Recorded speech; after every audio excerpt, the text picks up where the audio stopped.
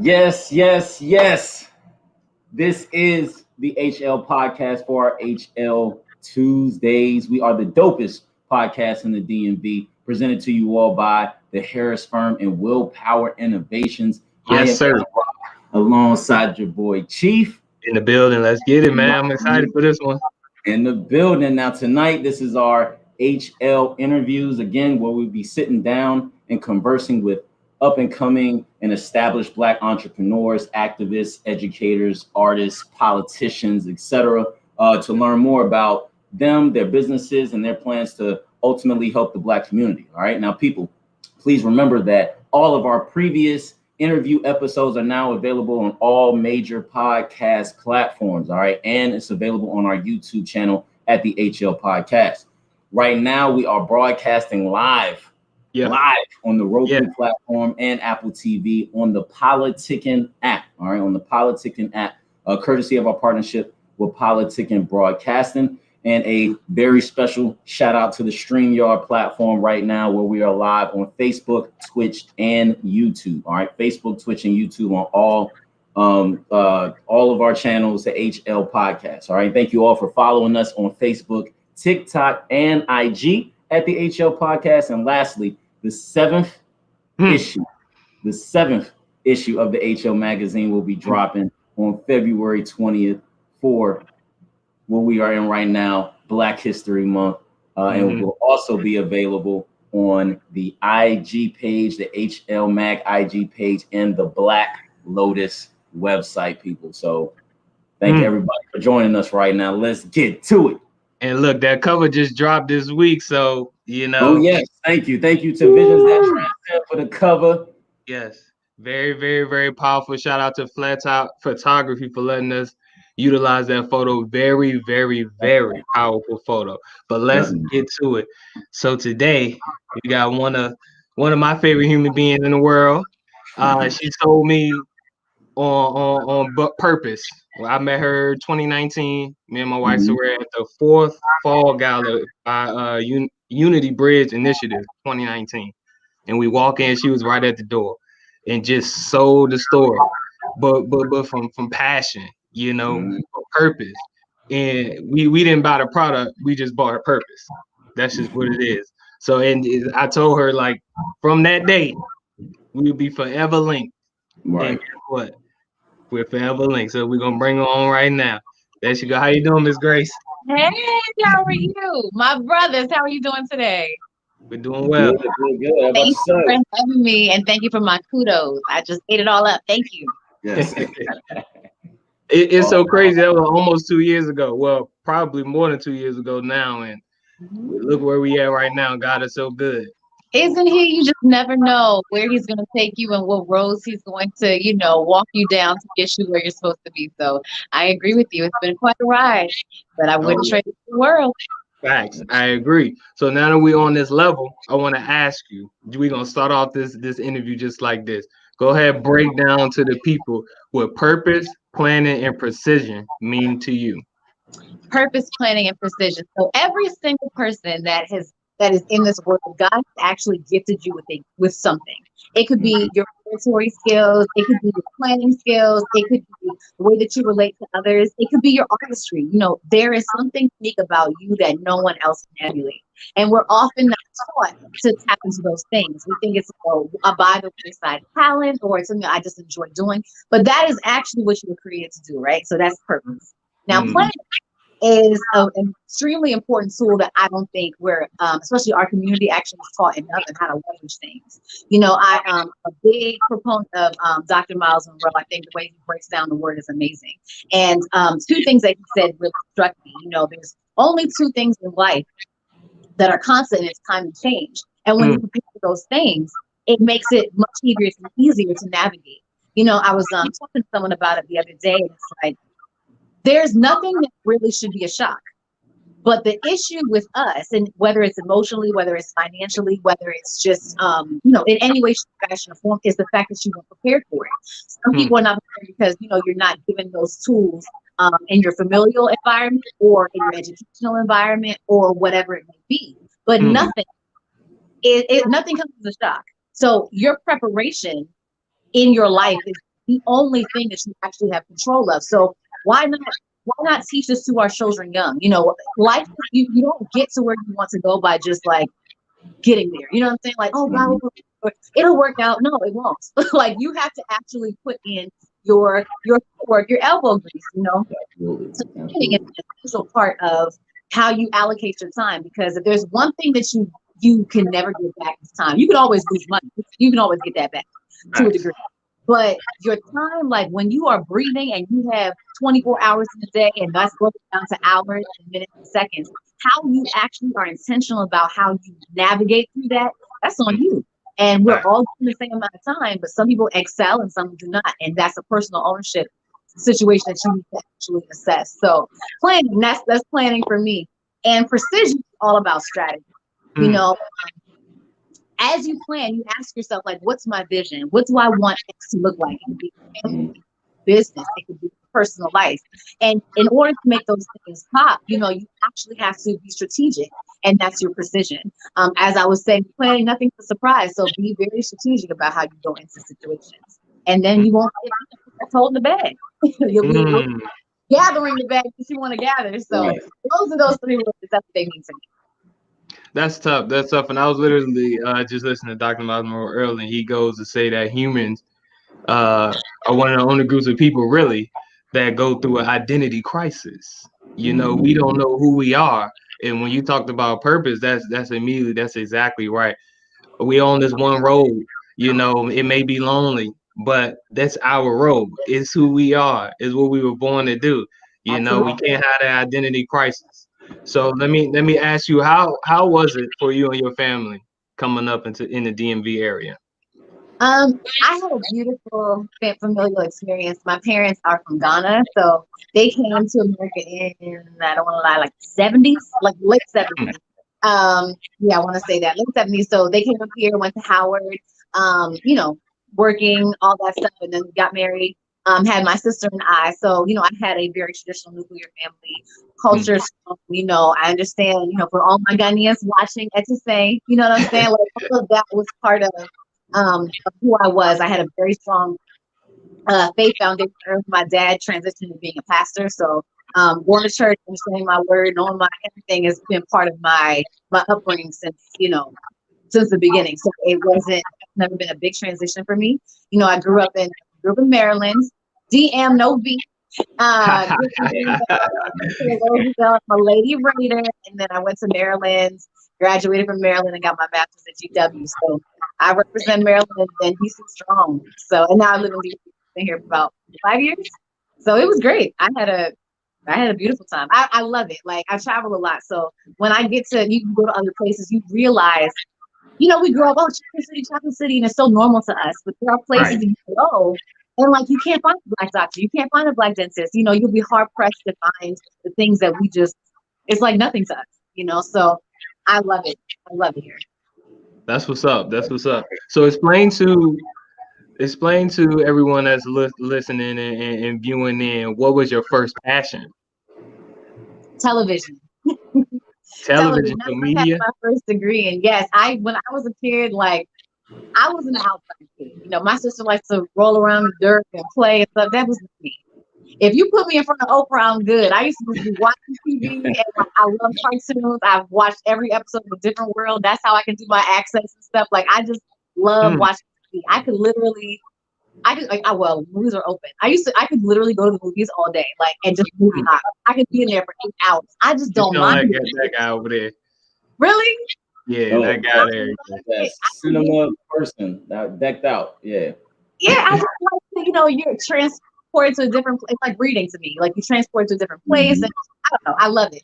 So I always said, it's in my high school yearbook, I'm gonna be the next one, right? That was my thing. I went to journalism school, and then I hated the news, but I loved television. So I started a television show in college with my best friend, and that ran for about 4 or 5 years. So it was like that was what initially like would bring me out of my shell, because I was a very quiet child. So I love television. So that you actually kind of answered the next. I was going to ask you, how did you apply what you learned in your first passion to what you have going on right now? You know. So It's so interesting. You know, I think that your energies are directed in certain ways because that's what you see, right? So if I break down like why did I like Oprah? So it was like I'm someone who can play the back. I don't need to be like rah rah all the time. That's not necessarily what I need. But what it was I liked the fact that I saw her helping people. This is the old Oprah, not the new. No offense, Auntie. But like, you know, it was more about like sociology and understanding why you think the way you do, why your life is the way it is. You know, like those old school talk shows, and that's what I enjoyed. And so I would always say, like, when I pray, I just want to help people, God. I just want to find a way to help people. So when I look at it, that's what it really was. The TV was just fun, like the production part. Right. For me, it's fun because I'm a very what's the word for it? I'm a person that likes to like be right on the edge. I like the fact that this is time. I like the fact that you don't know what's going to happen. I get a thrill out of that. So, thrill, there it goes. That's the word. Thrill seeking. I love that type of stuff. So for me, that those elements were combined, but now it's the same exact thing. And I used to be a teacher as well. So it's the element of like taking an idea and breaking it down so somebody can apply it to themselves. And I have to do a lot of talking. And it's a bit of theatrics, you know what I'm saying? Like you have to be on, you have to always make sure that you're able to communicate what you want to communicate effectively. So all of those things, like it's brought me to this place. And I wouldn't have thought it then, but they're all the same skills, if that makes sense. No, that totally makes sense. So you're segueing right into the next question. You on point. You talk about idea. Explain to the people who is an Aravista. An Aravista. No, you're fine. You're fine. You know what? Just you ask me, I'm gonna give you the actual definition. Okay. Okay. Perfect. There it is. Okay. It's an unapologetic, determined, creative woman who inspires herself and others to accomplish purpose-driven goals, and she practices routine self-care by any means necessary while flexing in excellence and celebrating her journey. That girl knows that's tough. That girl know that man. That's tough. I like that. That's what's up. Yeah. So it sounds lofty, but it's really every woman.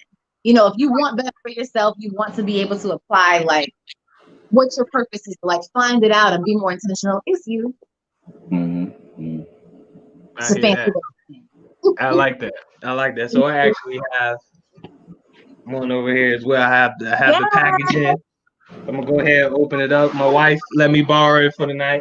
That's right. A new one. It's amazing, ladies and gentlemen. This thing is perfect. It is amazing. So let me ask you, explain the significance of these prints, right? Because I have the old one as well. It's in a different print, and I know you have different colors and everything. Explain the significance behind these. So I'll give you a backstory of like why it looks the way it does. So, you know, I'm a huge planner user, like that since I was in the 5th grade. Like by August, I'm so pressed with my planner for the forthcoming year. And my cousin had come to my house and she had put a planner on my dining room table, and I looked at it, and I kid you not, gentlemen, when I saw the planner, I literally could tell what the creator looked like. I knew where she was from. I knew she was married. I knew she had 2 kids. I knew she had a little white fence. I knew she was Southern. I knew she had a dog. Like I could see her, literally. So I was like, let me Google it and see if I'm correct. And I did. And she was literally everything I said she was. And then I said to myself, oh man, there's nothing like that, you know, for me. I can't look at this and say like this is indicative of who I am. And so it was important for me to make the planners on card print. This is all in the beginning, but I just knew I wanted to be indicative of who we are, whether you are of the diaspora, whether you are first gen, whatever it is, because these prints are so like they're so intrinsic to everyday life, on the continent. So why don't we have that same, it's happening now with the like advent of Black Panther and all of these things now. Right. It wasn't a thing. It's always happened, so I wanted it to be bold. I want it to be vibrant. I was like, on card print, it has to be. We're so used to going up, seeing it, wearing it, like it needed to actually encompass that. So that's why they look the way they do. And that's why, every year you're going to get a new print. And so you can never try to bite because you never know what's coming down the pipeline. You're right. And number 2, you just, that's like the fun of designing it. You know, it's something that's exciting and new, and it always is evolving and changing. Fashion is always evolving and changing. So they're actual prints, they're actual cloths. Like I pull it out of my closet right now, put it on. That's what they are. So I wanted to bring cool. That's dope.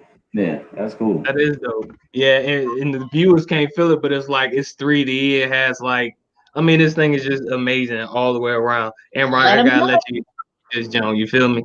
Yes. So while I'm holding this What's right up? here, I'm gonna ask you another question. You said the RV planner is more than an organizer; it is a lifestyle architect. Explain that, please. I will. So as I was saying, you know, your life is what you make it. The creator, and he's endowed you with those same abilities. And all an architect is somebody who builds something. So it's for you to build the life that you want. And you need to be purposeful. You need to be intentional. Your phone's not going to get it done because it's been scientifically proven that if you write it down, you are more apt to complete it. So it's really more than that because, you know, I talk about maybe building your vision, how you take your vision and you build out your goals for the year. You take your goals from the year and make it a monthly thing. And then the monthly goals, you know, they're daily goals. So it's really about building the life that you want. And the whole purpose of building the life that you want is to actually live out what your purpose is. So that's a lifestyle architect and not just a planner. They can have that. We don't. Right. That's great. That's great. So how has your team, if you have a team or just your family or both, challenged you to be better, and how have you maybe challenged them in getting the best out of them? So that's a really good question. So my team consists of me, myself, I, Jesus, God, and the Holy Spirit. My sister is very helpful. My mother is helpful. My boyfriend is very helpful. My dad is also helpful. He always stands behind in prayer. But how they push me is a really good question. They how I push them. I am the first one to actually take a foray into entrepreneurship, and I've always been that way from the beginning. You know, with starting a television show and going from there, and starting my event planning company. That's what I was doing prior to this. Like I've always been ready to do my own thing ever since I was a kid. I just knew I didn't want a regular situation. I always knew like something. I was different in that way, and growing up in a traditional family, you have to kind of push against that for them to know that, you know, this is what I know to be true for myself. So I think I've pushed them to be able to open up and see what's possible because, you know, they're very like, you know, regimented. You go to school, you get a job, you know, those very, which not bad, all great things. That's what I've done. But you can do other things as well. You know, your life is so much bigger than just giving someone else the time, your energy, you know, your inspirational ideas all the time. You are built to do something. And sometimes you might have to do that for a little while. And then, you know, if you focus on what you're meant to do, those ways your gifts will make room for you. So for me, I've helped them to grow by showing them like dedication with hard work and perseverance and really no giving up, that you can open up doors for yourself. And my sister now has she's like a bomb YouTube channel, feels like a cooking show. And you know, I like to think I inspired her to do so. And her big sister. So my mom is excited. She's always with me vending. Like it's cute. So they're seeing the vision now. They didn't really see it before, they're seeing it now. Right. That's dope. So tell us about being featured in Essence, Vanity Fair, Glamour Mag. Let's just pause on that one real quick. Right? So, and what has that meant for you, right? And have those opportunities push your brand even further? Yes, I would say so. With the UK, there was Glamour UK and Vanity Fair UK, and that was a complete shock. We got the UK. I'm sorry. And so just to know that someone was watching from across the pond, as they say, was awesome. You know, it was big, and I was like, wow, this is, you know, it's something. So you might be in your little bubble, your little DC bubble. You know, I know I'm doing things up and down the East Coast, Cali, Texas, and then, you know, England comes calling, you're like, okay, girl, you cute. That's nice. So that part was great. And Essence was big. Like, well, they're all big. Let me stop by saying that. But Essence, I also found very shocking. That was January 2020.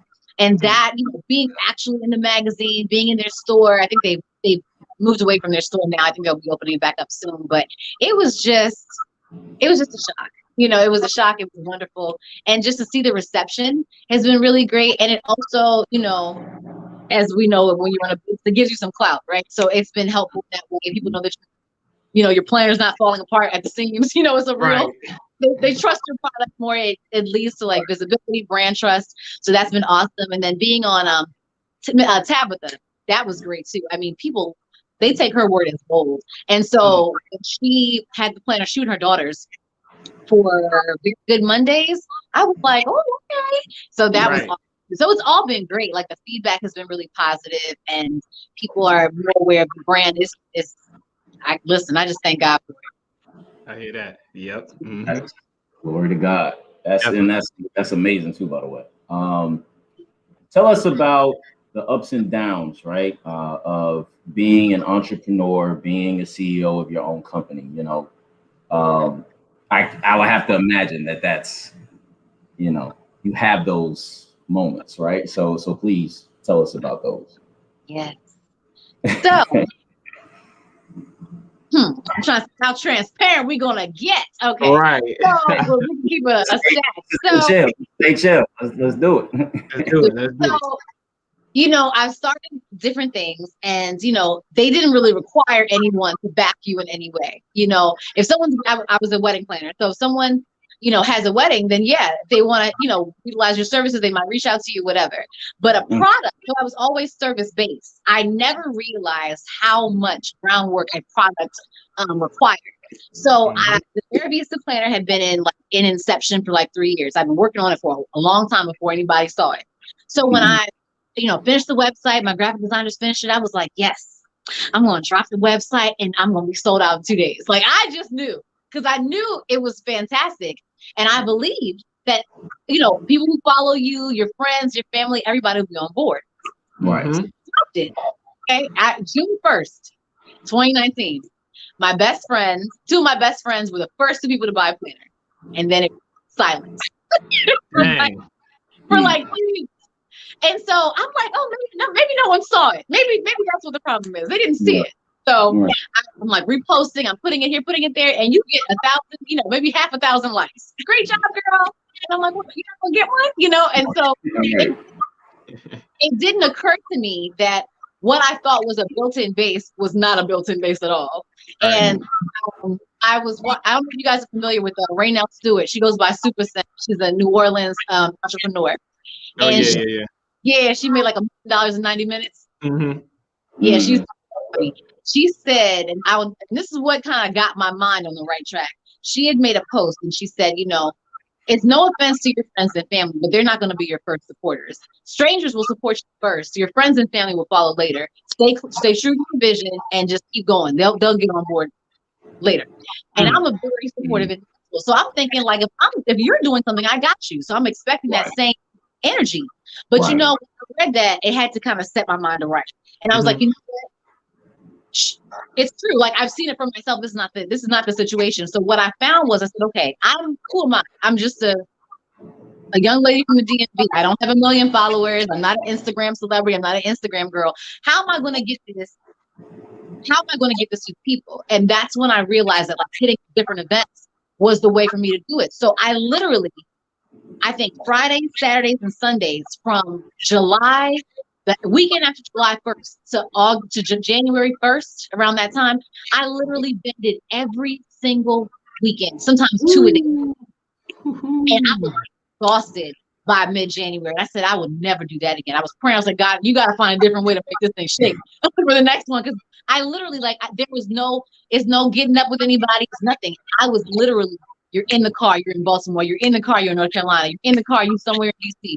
And I'm just trying to you know, get in front of people who I know would need it. And I literally made 80% of my sales, if not even more, by being in person, like talking to people. And then even that, like imagine you're talking to 20 people and you got to get the same story 20 times, and you better keep it empty because you know who's your sale and who's not.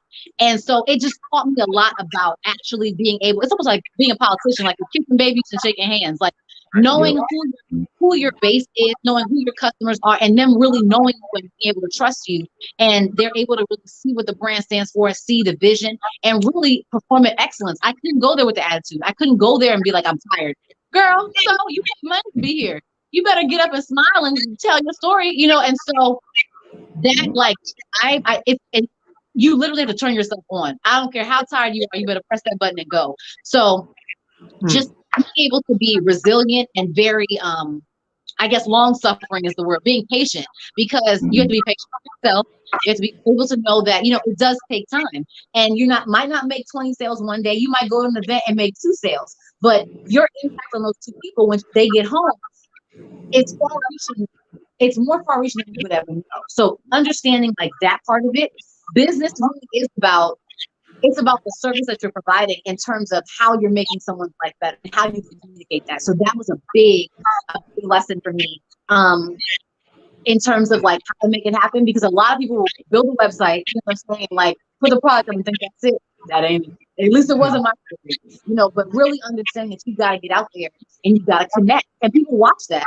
You know, I met a lot of people, and they're like, girl, you've been here every weekend. I'm like, yeah, I am. What choice do I have? I have to get out here and I have to do it. And now, you know, in 2020, having passed through that in the midst of the pandemic, because I laid that foundation, obviously we're not going out anymore. I've had to pivot and make it online based. I have my base for it. You know what I mean? So now I'm just expanding.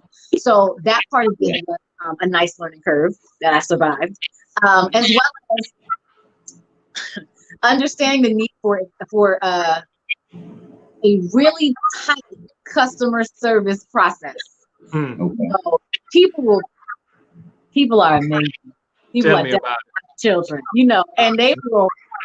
It could be a scratch on a bag, and you're like, oh, someone scratched the bag. You want me to help you with that? Yes, I do. And they'll say it with an attitude. So understand that these are still my people. I still have to make sure I'm as, you know, you're as warm, as kind, and operating at excellence. You're not worried about how they're going to respond to you. You just answering the question what you do. So just being able to constantly be positive when it can be very difficult. Was another thing I was prepared for, though, through teaching, talking to kids, meeting parents, that kind of thing. And it just carried over. What else is gonna? Oh, get yourself a good accountant. How about that? Right. Like the numbers part of it, like I was always good at math, but I'm not an accountant. So it's like understanding like the numbers behind everything, and knowing them, knowing about your advertising, marketing is mad expensive, shipping is expensive, like understanding all the things that no one teaches you until you get into business. So those are all things I had to learn. Like actually spending hours at the post office versus buying a shipping label maker, and you know what I'm saying, like all of these things that I didn't know. I had to learn as I went over the past year and a half, almost 2 years. So those are all like, you know, the ebbs and flows and things that you just learn as you go. You explained that wonderful, definitely. Yeah, definitely. I tried. So you mentioned in your response to that question, right, that, you know, strangers are more likely to support you than your family and your friends, right? So with that, right, what are your thoughts on why the Black community may not be so supportive towards Black businesses and Black ownership? Ooh, that's a great question. Ooh, child, Chile, as they say. I think I was talking to someone about this just on Friday with one of my really close friends. Okay. We were talking, and I'm gonna go back to Super. She put a post up just last week, and it said, "McDonald's will mess up your order 1,000,000 times, but you'll still be in the back of the next week, right? A Black business will mess up your order one time, and you cancel them." And it's this idea of, I don't know if it's a lack of brand trust. I don't know if it's that we feel as if, well, I'm not gonna say we because I don't feel that way. I don't know if it's a situation where, you know, I hesitate to say it, but maybe it's an idea that what we are producing is inferior. It could be that, because you would never walk into a Hermes store and say, "Let me get a discount." You wouldn't do that. Y'all run to Louis Vuitton and y'all run to all these places because you have respect for the brands and you feel as if it's worth it, and it's probably made in China just like everything else. Right. You know what I mean? So they hold it in this high regard. Whereas if your brother does it, and this person, you actually see them sewing, you see them working hard, you see them putting together this fabric, you wouldn't spend half of that amount of money with them. And so a lot of it, I think, is a mindset. A mindset shift that needs to occur. However, I do think over the past few years, it has changed to a degree. When it comes to the community as a whole, I think people are seeing the value of circulating the dollar in our community. But when it comes to people that know you, even what did they do? Jesus? They said even the prophet is not. He's not respecting his own home. I think people know you. They feel like, oh, that's just grace. Or, oh, that's just person. Oh, that's just, like that's like going way back. Oh, that's cute. They don't have that same blind openness that someone who doesn't know you has. They just see a young man, a young girl starting a podcast, doing a planner, and they're just like, well, what is this? How can I be supportive? And I think sometimes, there's a phrase, I can't remember what it is, but it's like familiarity can breed contempt. When someone knows you too well, or they feel, might also show their heart toward you at the end. Like, I'm not really sure, and I have to take my mind off that, to be really honest. Like, I have seen other people who actually are complete strangers to me, support me, love me in my DMs, know the people that I grew up with, and I can't give them that energy. I need to focus on people who are actually being supportive. So I'm not really, I don't know. I think it's a myriad of things. I think it's thinking that maybe what we're doing isn't as luxurious or isn't important as these larger brands. It could be people know you too well. It could also be that some people just hate it. I don't know. Right.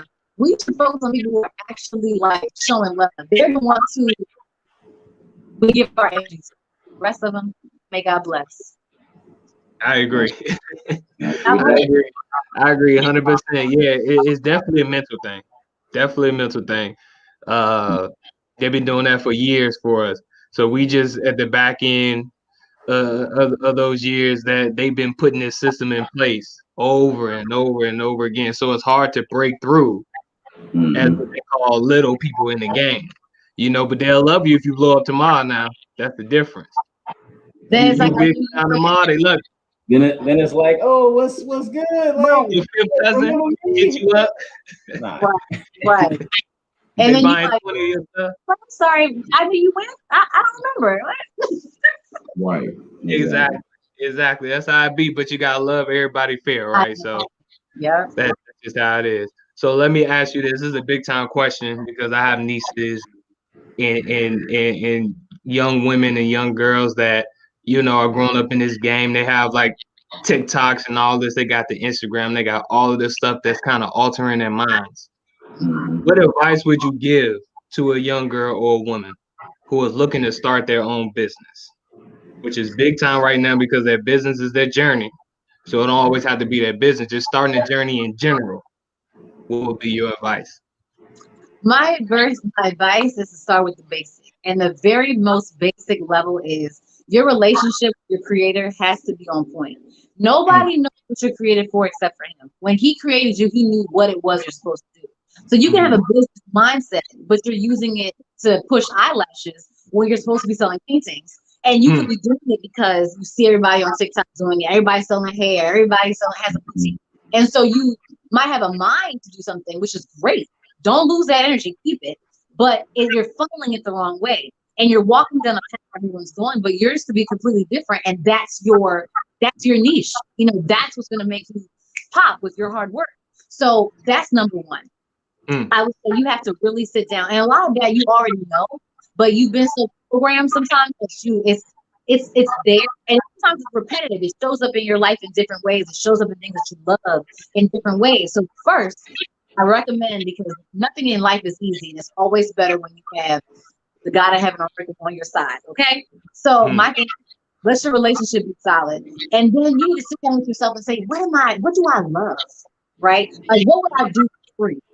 What are my gifts? What are my talents? What does that look like in, whatever sphere you're thinking of?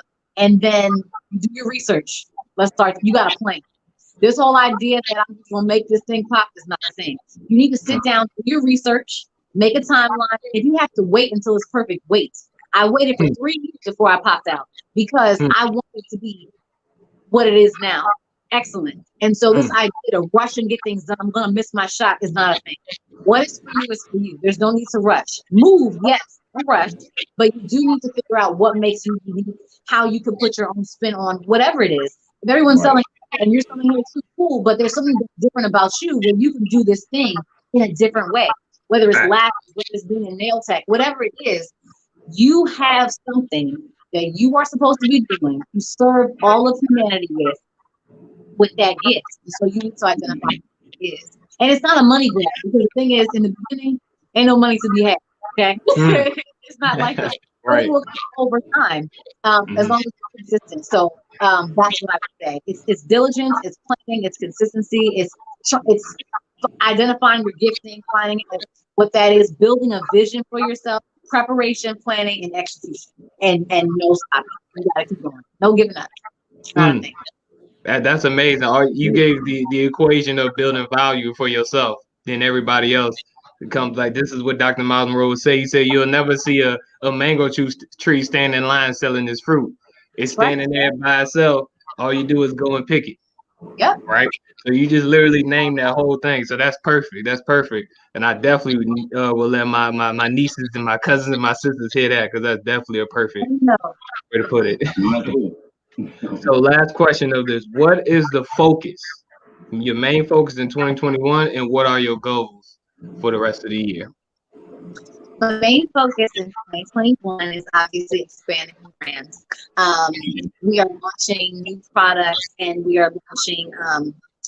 It's just been so amazing, like the community that has developed with the planners. So really continuing to build a community and helping the women and men who buy the planners. A lot of them cross out the little women and write men because of the goal setting component, and just helping like actually have like tips and like adding value to what they're doing to help them continue to like weed out the distractions and actually walk in purpose and intentionality. So that is always the goal. And I always, in terms of like concrete goals, really, a lot of the things that I've wanted to accomplish over the past 2.5, 3 years, with planning and diligence, they're done. So now it's really a matter of expansion. You know, all the things have been planted. Now I'm working with, I don't work with him. I work as God tells me to, and I'm watching him like flower them all. So really the work for me for this year is really being anchored, expansion. Those are the two things. Being anchored in my faith and in what he wants me to do, and making sure I'm acting in that and I'm doing it as big and as excellent as possible. Yes, that's the goal. That's what's up. Unless you want to accomplish it, I don't know. That's just my overall. No, I like that, definitely. That's dope. That's dope. Appreciate that. Now, we're about to get into our quick 5. All right. So I will ask you 5 questions. We just need, 5 quick answers to each question. All right. So first up, tell us one thing that you know now that you wish you knew at the beginning of your journey. How much advertising and how much shipping costs. That's good. Sounds good.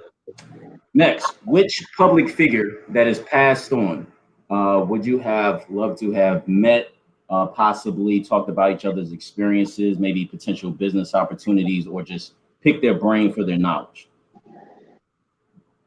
That's passed on? That's passed on, yes.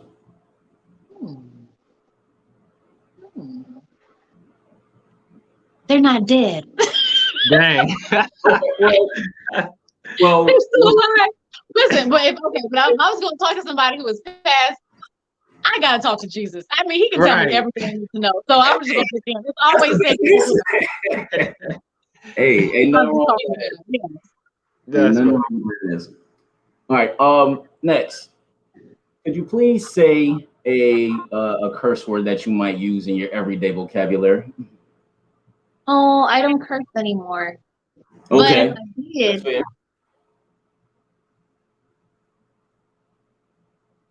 is damn a curse word? Not really. Right. We'll take that. Okay. We'll take that. We'll roll with that. Okay. So damn. Hey, you feeling that frustration? That damn, all of that. Right. So you mentioned earlier, you are a traveler, right? So which place that you have been to did you enjoy the most? And what are some places that you still want to go to? I can't pick. I get asked this question all the time. I can't pick because I love them all for different reasons. But if I had to pick like 5, can I do 5 instead of 1? Hey, this is quick 5. It was 5. Okay. Costa Rica, Peru, Ghana, Greece. Dang. I don't want to. I like them all. Martinique was lit, but so was Italy. Okay, let's just make it 7. I'll add Italy and I'll add Martinique. Okay. Cool, Sorry. Yeah. And those were places that you've been to, right? Mm-hmm. Yeah. Okay, so where do you want to potentially go to now? What's the next trip? Argentina and South Africa. Okay, that's dope. Yeah. I like that. Because 2 of my big trips got canceled last year, and I'm mad about it. But Right. Yeah. All right, and finally, what and who do you pray for the most? what and who do I pray for the most? Mm-hmm.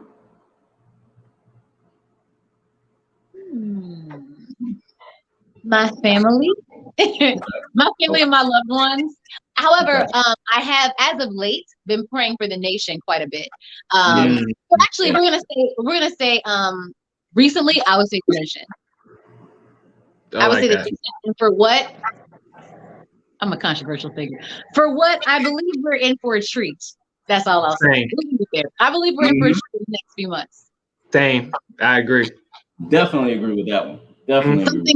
Something's coming, and I don't know if people are going to be excited about it, but it's going to be for our benefit. But I believe something's on the way. Look, something's coming and it ain't winter. I said something's coming and it ain't winter. Right.